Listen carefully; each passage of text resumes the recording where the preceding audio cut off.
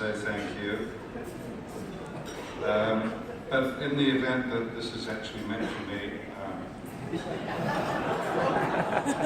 I'll happily accept it.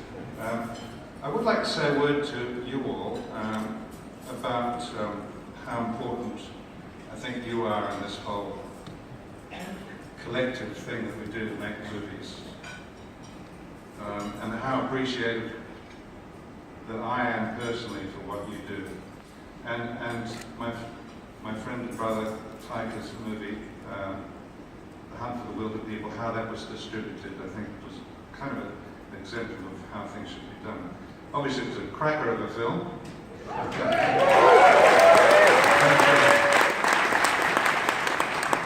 But I thought that you know, the job that Madman did, the campaign, I thought was exemplary. I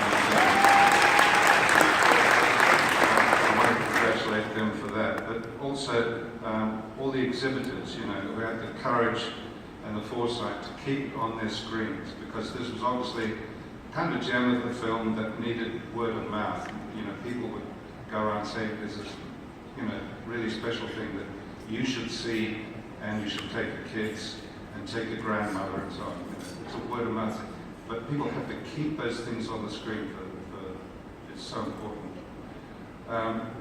But more than that, what you do is what we do, and I do encourage you, like Tony was saying before, it's so important to support films that come from our part of the world.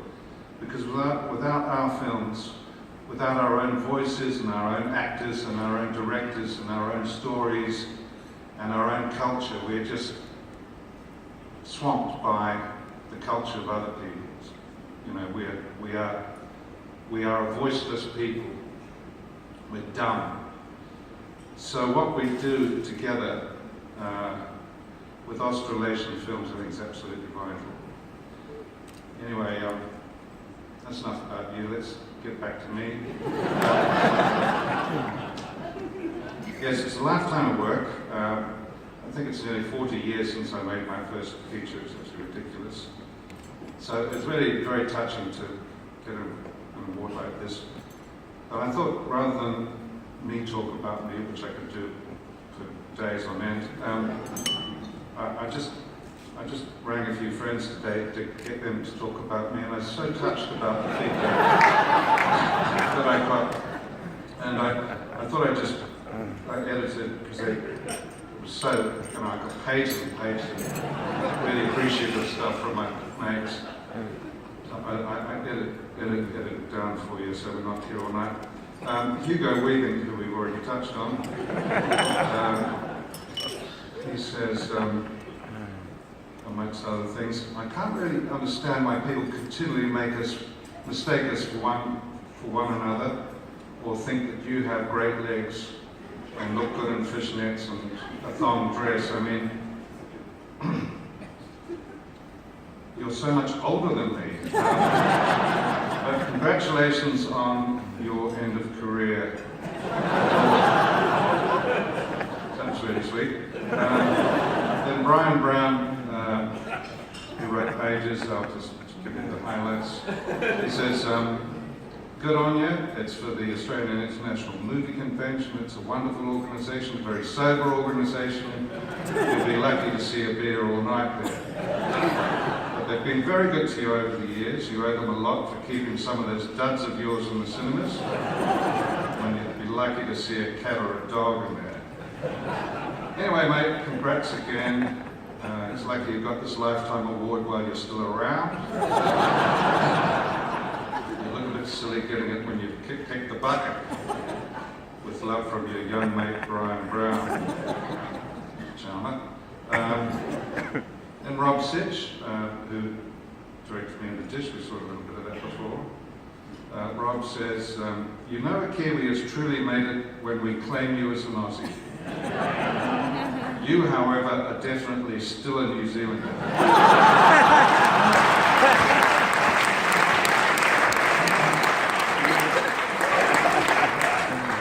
That That said, we certainly don't mind you here. This country is used to introduce pests. Still, congratulations on the award, and having seen a recent photo of you, a card from the Queen can't be that far away.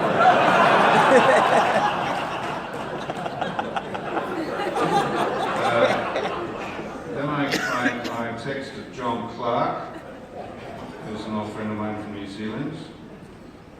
He says, when I first met Sam, I'd only met a relatively small number of dickheads. So I didn't have much to go on. Over the years, however, I have found his behaviour increasingly alarming. Much of this can be put down to drink. Many times I've tried to get him off the terms. On one recent occasion, I met Sam privately and issued a stern warning about the likely breakdown of his health if he continued the way he was going. The following day, he emailed me a short video he'd taken during our discussion, and if I didn't know better, I'd swear we were standing naked on the roof of Brian Brown's house singing Danny Boy. And lastly, there was a message from one John Cleese of England, who says, I'm very, very fond of Sam Neill, and I admire him as a person. I have great respect for him, but he is a terrible actor. I don't mean mediocre or talentless, I mean just fucking hopeless. Clueless, feeble, plain, embarrassing. I mean, give me a break, I've seen wombats with a greater emotional range than Sam.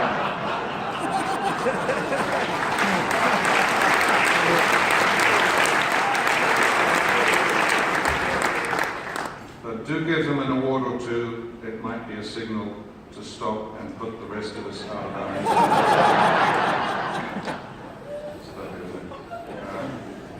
So that's probably a signal for me to stop. But I just want to say I'm very happy, delighted to receive this. I know I'm in distinguished company, Michael Caton and Jack Thompson and so on. And while I'm here, I just want to say how important Australia has been to me and Australian film people like Sid Millican and Tony Buckley.